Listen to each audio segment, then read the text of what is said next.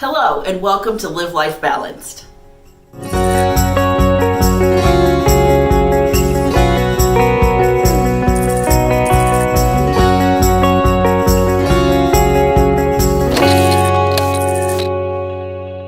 Hi, I'm Melissa Smith with Life in Motion. We are an online counseling service in the state of Kentucky. And today I'm going to assist you in how to find the right therapist for you and how to protect yourself against an unethical therapist. This was a question that Joe Tran, a member of the Fearless Boss Network, asked me to cover. The first step is to decide if you want to do therapy in person in a traditional office setting or online. Your next step is then to decide what type of therapy you need and seek a therapist that specializes in that issue. For example, if you and your spouse are having marital issues, look for someone that is qualified to treat your marriage. Ask those around you. Your family and friends that have personal experience with a therapist is always the best advertisement.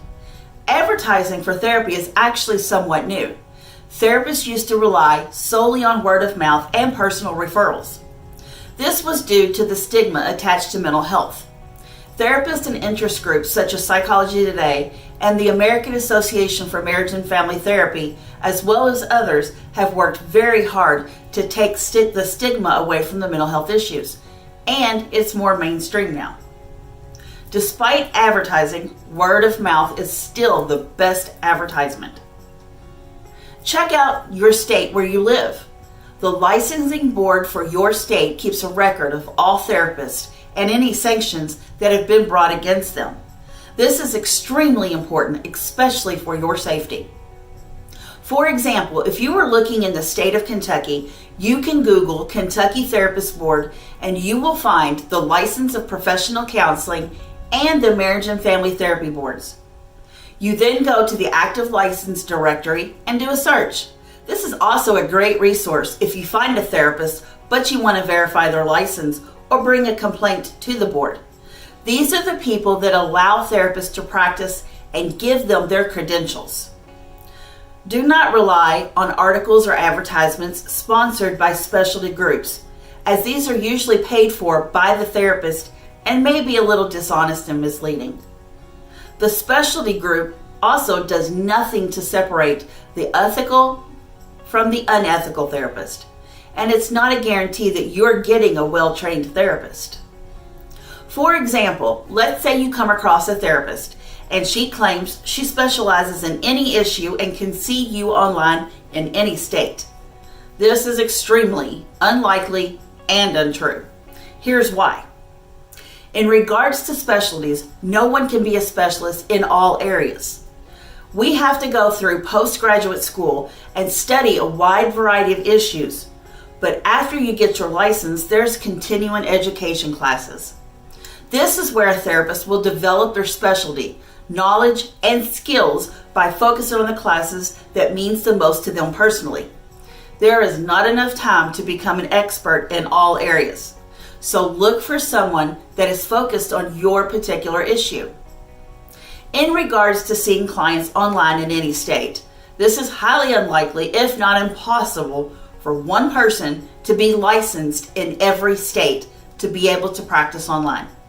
Each state has their own regulations regarding practicing in their state, and this includes online therapy. For example, in the state of Kentucky, I can only see clients that are physically in the state of Kentucky. This is why I advertise to Kentucky residents only at this time.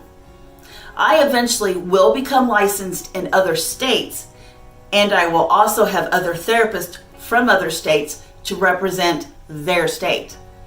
But each therapist has to abide by the state laws they are practicing in and where the client lives.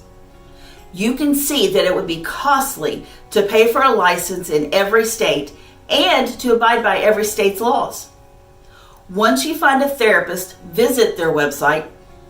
This will tell you a lot about who they are, what they represent, and what they specialize in, and will give you a sense of how serious the therapist is about their business.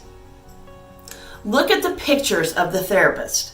If a therapist advertises themselves using a seductive photo or a photo that is more appropriate for Facebook, then how professional is that therapist likely to be?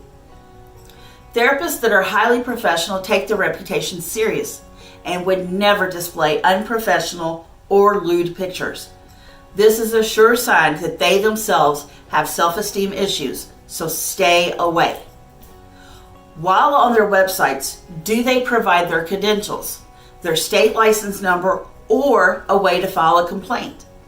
While no one wants to have a complaint filed against them, there should be a clear-cut way to address any grievances. An ethical therapist will always place you and your safety above profit and should be there to empower you, even if it's against the therapist. This can only be done through transparency and clear information and not misleading the clients or the public. These are just a few ways to locate a therapist and to protect yourself from those that do not have your best interest at heart. If you have any questions or comments, you can post those down below. If you live in the state of Kentucky and you are looking for online counseling, please check us out at www.lifeinmotionkentucky.com.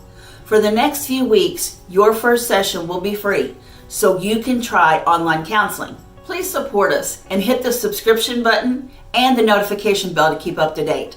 Join Shelby tomorrow for those that have a mental health diagnosis, and tune in next week as I will cover what to do if someone you love has been diagnosed with a mental health issue. Until then, have a blessed and balanced week.